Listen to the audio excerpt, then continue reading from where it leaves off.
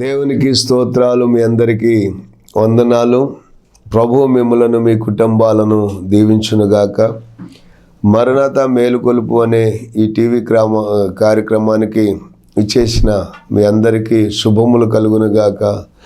దేవుడు మిమ్మలను మీ కుటుంబాలను ఆశీర్వదించునుగాక.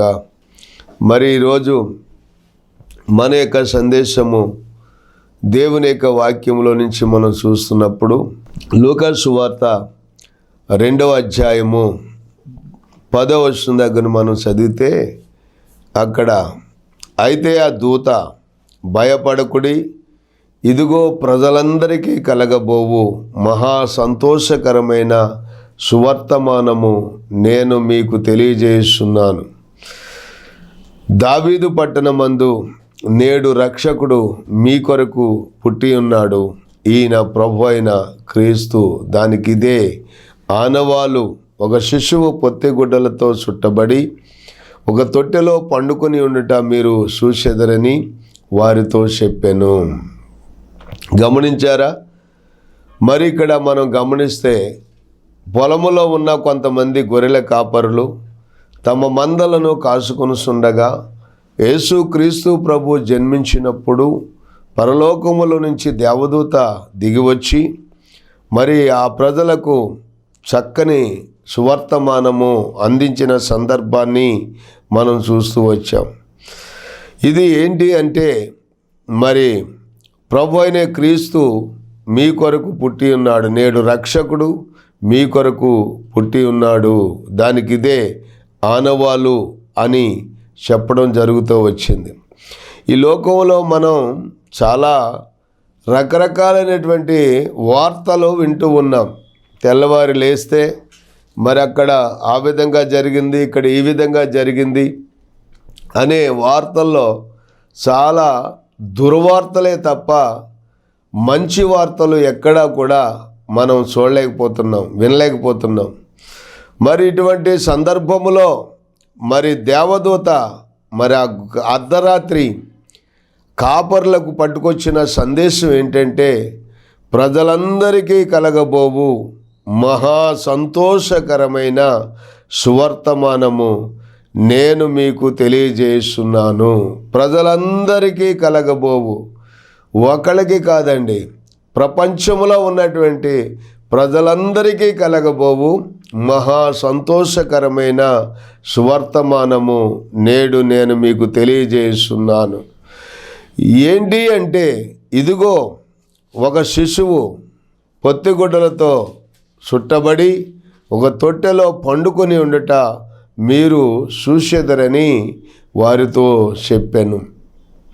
సాధారణంగా ఎవరి కుటుంబంలోనైనా మరి ఒక బిడ్డ జన్మిస్తే ఆ బిడ్డను బట్టి ఆ ఇంటి వారికి సంతోషం, లేక వారి బంధువులకు సంతోషం, లేక చుట్టుప్రక్కల ఉన్న వారికి కొంతమందికి సంతోషం ఉండొచ్చేమో. కానీ యేసు క్రీస్తు ప్రభువు ఈ లోకములో మానవుడిగా జన్మించినప్పుడు ఇది ప్రజలందరికీ కలగబోవు మహా సంతోషకరమైన శుభవర్తమానము అని గాబ్రియేలు దేవదూత చెబుతూ ఉన్నాడు. కనుక ప్రజలందరికీ కలగబోయే మహా సంతోషకరమైనటువంటి ఈ శుభవర్తమానము ఎందుకు అందరికీ సంతోషము అంటే, చూడండి, మనం లూకా సువార్త 2వ అధ్యాయము 29వ వచనం దగ్గర మనం చదివినప్పుడు అక్కడ ఉన్నటువంటి వాక్యం ఏంటంటే, ఇప్పుడు అన్యజనులకు నిన్ను బయలుపరచుటకును అన్యజనులకు బయలుపరచుటకు వెలుగుగాను నీ ప్రజలైన ఇశ్రాయేలునకు మహిమగాను నీవు సకల ప్రజల ఎదుట సిద్ధపరిచిన నీ రక్షణ నేను కన్నులారా చూసితిని అని ప్రవక్త అయిన షిమయోను ఇక్కడ యేసుక్రీస్తు ప్రభువు జన్మించిన తరువాత శిశువుగా ఉన్నటువంటి ఆ చిన్న బాలుడైనటువంటి యేసు ప్రభువుని ఆ తల్లి మరియా యోసేపులు దేవాలయంలోకి తీసుకుని వెళ్ళినప్పుడు మరి రక్షణకర్త అయినటువంటి యేసు క్రీస్తు ప్రభు యొక్క జననము చూడకుండా మరి ఆయన చనిపోడు అని ప్రవచన లేఖనాలు సెలవిస్తున్నాయి కనుకనే ఆయన మరి యేసు ప్రభువుని ఎత్తుకొని శిశువైనటువంటి యేసుని ఆయన దేవాలయములో తన చేతులతో ఎత్తుకొని దేవునిని స్తుతించి ఆత్మవశుడై ఈ మాటలు పలుకుతూ వచ్చాడు. నాదా ఇప్పుడు నీ మాట చొప్పున సమాధానముతో నీ దాసుని పోనిచ్చుచున్నావు. అన్యజనులకు నిన్ను బయలుపరచుటకు వెలుగుగాను, నీ ప్రజలైన ఇశ్రాయేలునకు మహిమగాను నీవు సకల ప్రజల ఎదుట సిద్ధపరిచిన నీ రక్షణను నేను కన్నులారా చూసి తిని అన్నాడు. దేవునికి మహిమ కలుగునుగాక.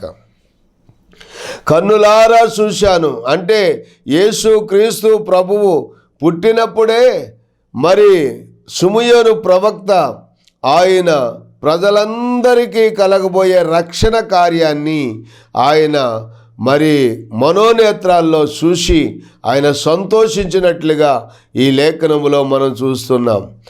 ఆయన ప్రజలైనటువంటి ఇశ్రాయేలునకు మహిమగాను, అన్యజనులకు వెలుగుగాను, సకల ప్రజల ఎదుట సిద్ధపరిచిన రక్షణను నేను కన్నులారా చూశాను అని చిముయోను అక్కడ ప్రవశిస్తున్నట్లుగా మనం ఆ లేఖనాల్లో మనం చూస్తూ ఉన్నాం. ఇదే మాటను మనం గమనిస్తే ఆ రోజున గాబ్రియేలు దేవదూత కూడా మరి మత్తయి సువార్త 1వ అధ్యాయము 21వ వచనంలో కూడా మనం ఆ మాటను మనం చూస్తాం. వాక్యాన్ని చూడండి. అక్కడ ఏమని రాయబడిందంటే, ఆమె ఒక కుమారుని కనును, తన ప్రజలను వారి పాపముల నుండి ఆయనే రక్షించును గనుక ఆయనకు యేసు అను పేరు పెట్టుదు అనెను. దేవునికి మహిమ కలుగునుగాక. ఆమె ఒక కుమారుని కంటుంది, ఆ కుమారుడు తన ప్రజలను వారి పాపముల నుండి ఆయనే రక్షించును గనుక ఆయనకు యేసు అని పేరు పెట్టుదు అని చెప్పి మరి లేఖనం ద్వారా మరి గాబ్రియేలు దేవదూత మరి యోసేపుకు దర్శనములో మాట్లాడుతున్నట్లుగా మనం ఈ లేఖనములో చూస్తూ ఉన్నాం. గతంలో మనం చెప్పుకున్నాం కదండి, మరి యేసు అనగా రక్షకుడు, క్రీస్తు అనగా అభిషిక్తుడు. అంటే ఈ లోకాన్ని రక్షించడానికి మరి యేసు క్రీస్తు ప్రభు ఈ లోకానికి వచ్చాడని, ఆయన అభిషేకం పొందినటువంటి దేవుని కుమారుడని మరి దేవుని లేఖనం ద్వారా మనం చూస్తూ ఉన్నాం. కాబట్టి ఆయన మరి లోకానికి వచ్చినప్పుడు ఆయన ఎలా వచ్చాడు అంటే ఆయన పేరే యేసు. యేసు అనగా రక్షకుడు అని అర్థము, క్రీస్తు అనగా అభిషేక్తుడని అర్థము. అంటే లోకాన్ని రక్షించడానికి అభిషేకం పొందినవాడు అని దాని అర్థం అన్నమాట. అందుకనే అభిషేకం పొందినటువంటి వారి మాత్రమే ఈ లోకములో ఉన్నటువంటి చీకటిలో ఉన్నటువంటి ప్రజలను ఆ ఆశ్చర్యకరమైన వెలుగులోనికి నడిపించగలరు. దేవుని యొక్క అభిషేకము మరి ఏ ప్రజల మీద అయితే ఉంటుందో, దేవుని యొక్క అభిషేకము ఏ సేవకుల మీద అయితే ఉంటుందో, దేవుని యొక్క అభిషేకము ఏ సంస్థ మీద అయితే ఉంటుందో, ఆ అభిషేకించబడిన వారు మాత్రమే చీకటిలో ఉన్నటువంటి ప్రజలను ఆశ్చర్యకరమైన తన వెలుగులోనికి నడిపించగలరు.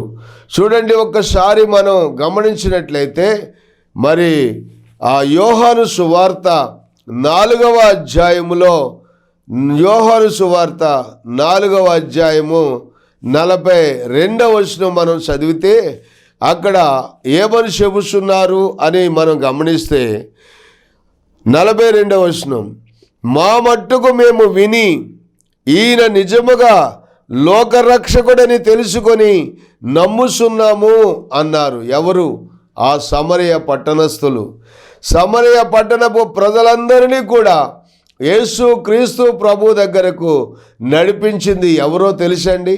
ఒకప్పుడు పాపములోను శాపములోను ప్రజలందరి చేత తిరస్కరించబడి అవమానించబడి మరి ఊరు బయట ఎక్కడో బ్రతుకుతున్నటువంటి ఒక స్త్రీ, ఆమె పేరే సమరయ స్త్రీ అని చెప్పి వ్రాయబడి ఉంది.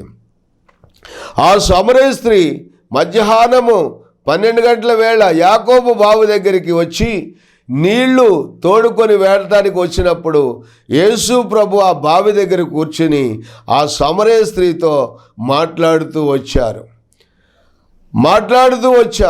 ఆమె నీళ్లు చేదుకొనటానికి వచ్చినప్పుడు మరి నిజంగా యేసు ప్రభువే ఆమెను దాహానికి నీళ్ళిమ్మని అడిగినట్లుగా మనం చూస్తున్నాం.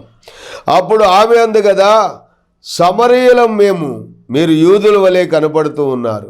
యూదులు సమరయులతో సాంగత్యం చేయరు కదా, యూదులు సమరయ చేతి నీళ్లు త్రాగరు కదా, సమరయుల పట్టణము మీదుగా వెళ్ళటానికి కూడా యూదులు ఇష్టపడరు కదా అని తనకున్నటువంటి ఆ డౌట్స్, ఆ యొక్క అనుమానాలన్నీ కూడా మరి యేసు ప్రభుతో చెప్పుకుంటూ వచ్చింది.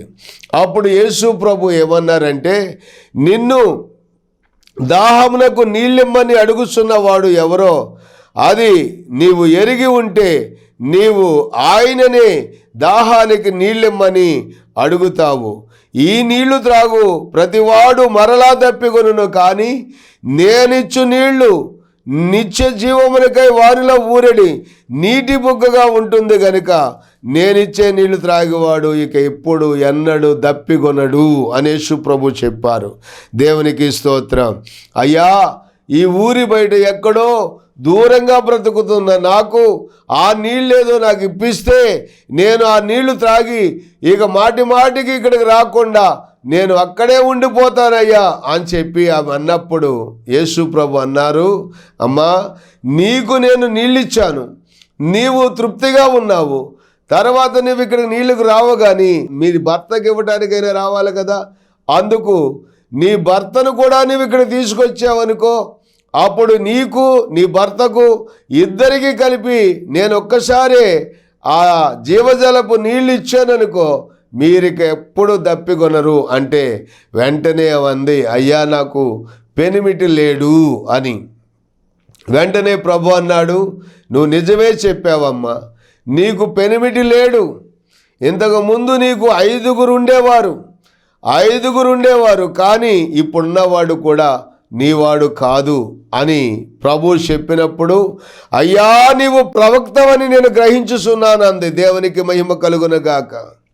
చాలామంది ఉన్నది ఉన్నట్లుగా ఎవరైనా చెప్పారనుకోండి, వాళ్ళకి ఎంత కోపం వస్తుందో కదా, వాళ్ళకి ఎంత రోషం వస్తుందో కదా.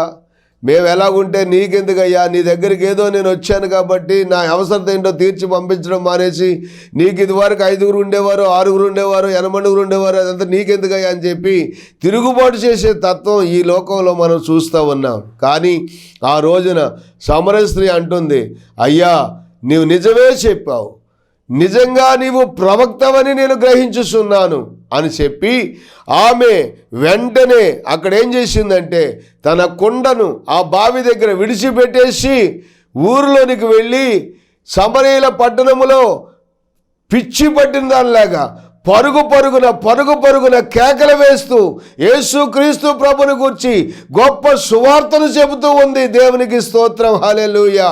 ప్రభునందు ప్రియమైన దేవుని బిడ్డలారా, నేను చేసినవన్నీ, నాతో చెప్పిన వానిని నేను చూశాను, ఆయన క్రీస్తు కాడ వచ్చి చూడండి అని చెప్పి వాళ్ళందరినీ కూడా మరి తన సాక్ష్యం ద్వారా యేసు ప్రభు దగ్గరికి నడిపించిందండి.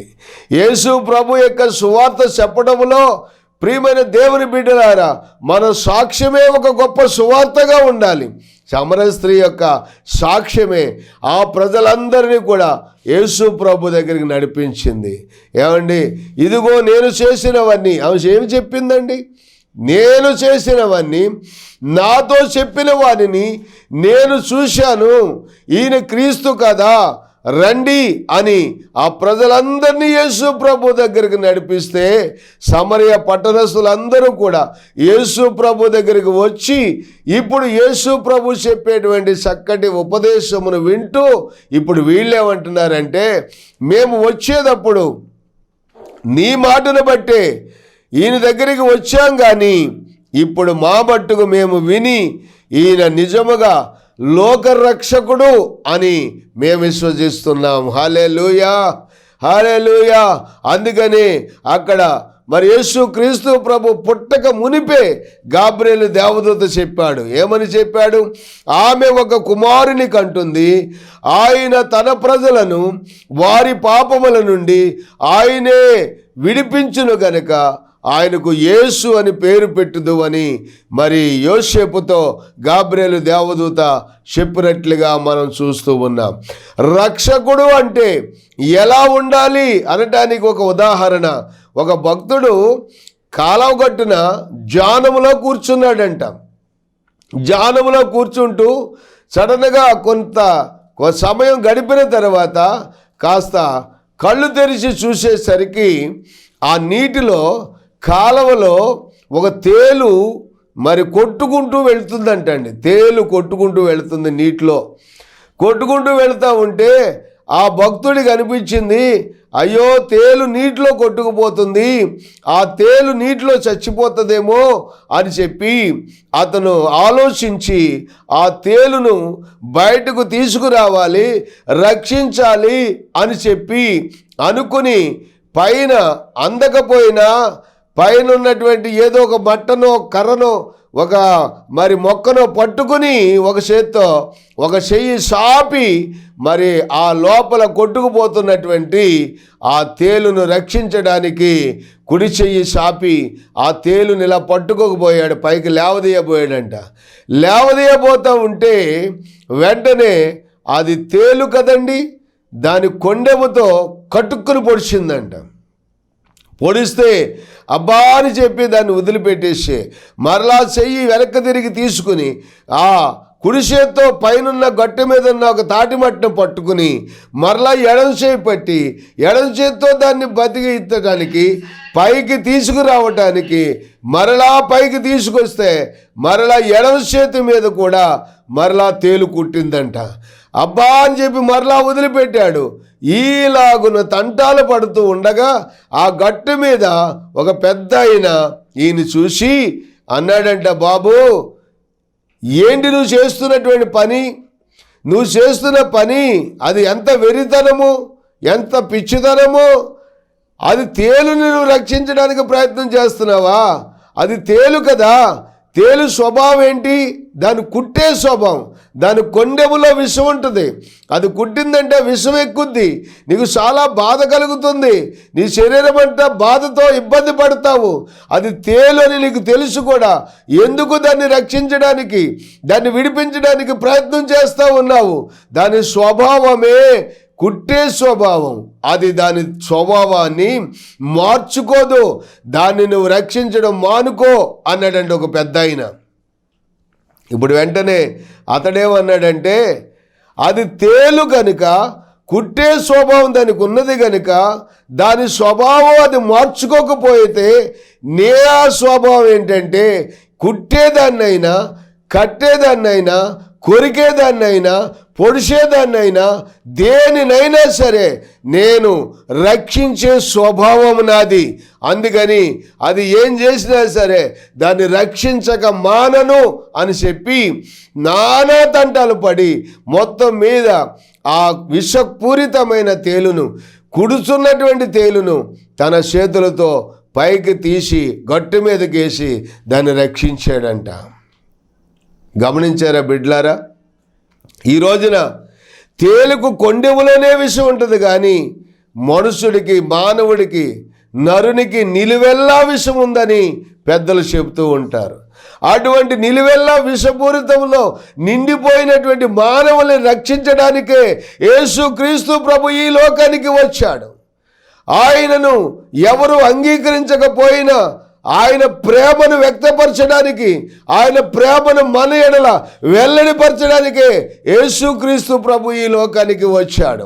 గమనించండి, రోమాపత్రిక 5వ అధ్యాయము 8వ వచనం మనం గమనిస్తే, రోమాపత్రిక 5వ అధ్యాయము 8వ వచనం ఏమనుందండి అక్కడ మనం గమనించినట్లయితే, అయితే దేవుడు మన ఎడల తన ప్రేమను వెల్లడిపరుస్తున్నాడు.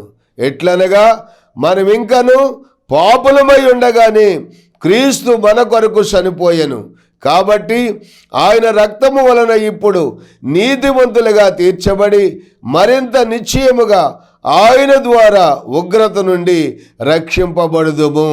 ఏలైనగా మనం శత్రువులమై ఉండగా మరి ఆయన కుమారుని మరణము ద్వారా మనము దేవునితో సమాధాన పడిన ఎడల సమాధానపరచబడిన వారమై ఆయన జీవించుట చేత మరి నిశ్చయముగా రక్షించబడుదుము. అంతేకాదు మన ప్రభువైన యేసుక్రీస్తు ద్వారా మనము దేవుని యందు అతిశయపడుచున్నాము. ఆయన ద్వారానే మనం ఇప్పుడు సమాధాన స్థితి పొంది ఉన్నాము. దేవునికి స్తోత్రం. ఒకటి, మనము పాపులమై ఉండగానే మన కొరకు క్రీస్తు యేసు చనిపోయెను. ఒక మంచివాడి కొరకు, ఒక నీతిమంతుని కొరకు ఎవరైనా తన ప్రాణం పెట్టడానికి తెగించవచ్చేమో కానీ పాపుల కొరకు ప్రాణం పెట్టేవాళ్ళు ఈ లోకములో ఎవరైనా ఉన్నారా? కళ్ళ ముందు కనపడుతూ వాళ్ళు నీచంగా బ్రతుకుతుంటే, వాళ్ళు తప్పు మార్గంలో వెళ్తూ ఉంటే వాళ్ళ మీద ఇంకా 4 గడ్డలు వేసేవాళ్ళు ఉన్నారు, కానీ అది తప్పు అని చెప్పేవాళ్ళు కనపడటం లేదు. ప్రియ దేవుని బిడ్డ, ఈ పాపులను రక్షించడానికే క్రీస్తు యేసు ఈ లోకానికి వచ్చినని వాక్యము నమ్మదగినదియు పూర్ణాంగీకారమునకు యోగ్యమునై ఉన్నదని పౌలు భక్తుడు చెప్తూ ఉన్నాడు. ప్రియ దేవుని బిడ్డలారా, మీరు గమనించండి. ఆ విధంగా మరి చూడండి, ఆ ఉపమానంలో మనం చూసాం కదా, తేలు ఎంత విషపూరితమైన తేలు అయినా దానిని రక్షించడానికి మరి ఎలాగైతే తన చేతులు గాయాలైనప్పటికీ ఆ వ్యక్తి ఎలాగైతే పైకి తీసుకొచ్చి దాన్ని రక్షించాడో, అలాగే నిన్ను నన్ను మనం మంచివారమని కాదు కానీ మంచివారము కాకపోయినప్పటికీ కూడా మనల్ని విడిపించడానికి, మనల్ని రక్షించడానికి మన ప్రభు అయినటువంటి యేసుక్రీస్తు ఈ లోకానికి వచ్చారు. అందుకని ఆయన ఈ లోకానికి వచ్చి మనందరి యొక్క పాపాల నిమిత్తమై సర్వమానవాళి పాప పరిహారార్థమై కల్వరి శిలువలో తన రక్తాన్ని కార్చి తన ప్రాణాన్ని పెట్టి మరణించి 3వ దినాన్న మృత్యుంజయుడిగా తిరిగి లేచాడు యేసుక్రీస్తు ప్రభు. ఆయన నిన్ను నన్ను మరలా తిరిగి ఆ పరలోకానికి తీసుకుని పోవటానికి ఆయన మరలా రాబోతూ ఉన్నాడు. కాబట్టి మనము ఈ లోకములో యేసుక్రీస్తు ప్రభుల వారి యొక్క రక్షణను పొంది మనం సిద్ధపడి మరి ఆ పరలోక రాజ్యానికి మనం ఎత్తబడేవారుగా మనం ఉన్నట్లయితే దేవదేవుడు నిన్ను నీ కుటుంబాన్ని కూడా దీవించి రక్షించి ఆదరించి ఆశీర్వదించి మరలా వస్తున్నప్పుడు 2వ రాకడలో ఆయన సన్నిధికి ఆ పరలోకానికి తీసుకుని పోవడానికి ఆయన సిద్ధంగా ఉన్నాడు. చూడండి, అందుకే ఫిలిప్పీయులకు రాసిన పత్రిక 3వ అధ్యాయము 20వ వచనం మనం గమనించినట్లయితే, ఫిలిప్పీయులకు రాసిన పత్రిక 3వ అధ్యాయము 20వ వచనం మనం చదివితే, మన పౌరస్థితి పరలోకమందున్నది. హల్లెలూయా. మన పౌరస్థితి పరలోకమందుంది. ఈ లోకంలో జీవించేటువంటి గొప్ప గొప్ప వాళ్ళు చాలామంది, గొప్పగా చదువుకున్న వాళ్ళు, మంచి ఉద్యోగస్తులు, వ్యాపారస్తులు చాలామంది రకరకాలైనటువంటి మరి ఉన్నతమైన రాష్ట్రాల్లో దేశాల్లో పౌరస్థితిని సంపాదించుకుంటారు. అమెరికా దేశంలో మాకు పౌరస్థితి ఉందండి, గ్రీన్ కార్డు ఉందని చాలామంది చెప్తూ ఉంటారు. ఈ దేశంలో ఎక్కడెక్కడ ఏ దేశాల్లో నీకు పౌరస్థితి ఉన్నప్పటికీ కూడా పరలోక రాజ్యంలో పౌరస్థితి లేకపోతే ఈ లోకంలో బ్రతికిన కాలమంతా కూడా బ్రతికి నువ్వు మరణించిన తరువాత పరలోక రాజ్యానికి నువ్వు హక్కుదారుడివి, వారసుడు కాకపోతే ఎంత ఆస్తి ఉన్నా, ఎంత ఉద్యోగాలు ఉన్నా, ఎంత ధనం ఉన్నా, ఎంత గొప్ప పేరు ఉన్నా, ఎంత పలుకుబడి ఉన్నా ఏమీ ప్రయోజనం లేదు బిడ్డలారా. గమనించండి. అందుకనే మన పౌరస్థితిని పరలోకమందు ఉన్నది అని పౌలు భక్తుడు చెప్తున్నాడే, అలాగున నీకు నీ పౌరస్థితి ఎక్కడుంది? నీ ఉన్న ఊరిలో నీకు పౌరస్థితి ఉన్నట్లుగానే పరలోక రాజ్యములో నీకు పౌరస్థితి ఉందా? ఆ పౌరస్థితి నీకు దక్కాలి అంటే ఆ పరలోక రాజ్యాన్ని నిర్మించినటువంటి యేసుక్రీస్తు ప్రభు ద్వారానే మనకు ఆ పౌరత్వము, ఆ పౌరసత్వము మనకి వస్తూ ఉంది. అందుకని అక్కడ ఆయన చెప్తూ ఉన్నాడు, మన పౌరస్థితి పరలోకమందు ఉన్నది, అక్కడ నుండి ప్రభు అయిన యేసుక్రీస్తు అను రక్షకుని నిమిత్తము కనిపెట్టుచున్నాము అన్నాడు. దేవునికి స్తోత్రం. సమస్తమును తనకు లోబరుచుకుని జాలిన శక్తిని బట్టి ఆయన మన దీన శరీరమును తన మహిమగల శరీరమునకు సమరూపముగా ఆయన మార్చును. చనిపోయిన వారందరూ రూపాంతరం చెంది పైకి వెళ్తారు. మహిమ శరీరాన్ని దాల్చి బ్రతికి ఉన్నటువంటి మనము రెప్పపాటులో రూపాంతరం చెంది ఆ పరలోక రాజ్యానికి మనం చేరవలసినటువంటి వారమై ఉన్నాము. కాబట్టి ప్రభునందు ప్రియమైన దేవుని బిడ్డలారా, ఇదిగో చూడండి, యేసు క్రీస్తు ప్రభు జన్మించినప్పుడు ఆయన జనన వార్తను తీసుకొచ్చిన గాబ్రియేలు దేవదూత చెప్తున్నాడు. ఏమని చెప్తున్నాడు? ప్రజలందరికీ కలగబోవు మహా సంతోషకరమైన సువర్తమానము నేడు నేను మీకు తెలియజేస్తున్నాను. ప్రజలందరికీ కలగబోవు మహా సంతోషకరమైన సువర్తమానము నేడు నేను మీకు తెలియజేస్తున్నాను. ఏంటి ఆ వర్తమానం అంటే, నేడు రక్షకుడు మీ కొరకు పుట్టి ఉన్నాడు. ఈయన ప్రభు అయిన క్రీస్తు. నేడు రక్షకుడు మీ కొరకు పుట్టి ఉన్నాడు. ఈయన ప్రభు అయిన క్రీస్తు. దానికి ఇదే ఆనవాలు. ఒక శిశువు పొత్తిగుడ్డలతో చుట్టబడి ఒక తొట్టెలో పరుండబెట్టడం మీరు చూస్తారు అని చెప్పినప్పుడు ఆ గొర్రెల కాపరులందరూ కూడా సిద్ధపడి ఒకరికి ఒకరు సమకూర్చుకుని ఒకరికి ఒకరు చెప్పుకొని అదిగో యేసు క్రీస్తు ప్రభుని చూడటానికి, తొట్టెలో పడుకుని ఉన్న శిశువును చూడటానికి, ఆయన తల్లి అయినటువంటి మరియను చూడటానికి, యోసేపును చూడటానికి పనిగట్టుకుని వాళ్ళు తమ మందలను విడిచి యేసు ప్రభు దగ్గరకు వెళ్ళారు. మరి క్రిస్మస్ మాసములో ఇంటిలోనే ఉంటావా? క్రిస్మస్ పండుగలు జరుగుతున్నాయి, ఆ పండుగలకు వస్తావా? వచ్చి ఇదిగో యేసు క్రీస్తు ప్రభుని దర్శించుకో, యేసు క్రీస్తు ప్రభుని రక్షకుడిగా అంగీకరించు, నీ ఇంటికి చేర్చుకో, నీ హృదయంలో చేర్చుకో. యేసు క్రీస్తు ప్రభు మిమ్ములను మీ కుటుంబాలను ఆశీర్వదించునుగాక. ఆమెన్. తండ్రి, బిడ్డలను ఆశీర్వదించు, దీవించు, వారి ఇంటికి నాయన గొప్ప రక్షణ కార్యము జరిగించు. ప్రజలందరికీ కలగబోయే మహా సంతోషకరమైన సువర్తమానము ఇదిగో బిడ్డలు విని ఉన్నారు. వారి జీవితంలో కూడా సంతోషం, సమాధానము, నెమ్మదిని అనుగ్రహించు. యేసు నామములో ప్రార్థిస్తున్నాము తండ్రి. ఆమెన్. వందనాలు.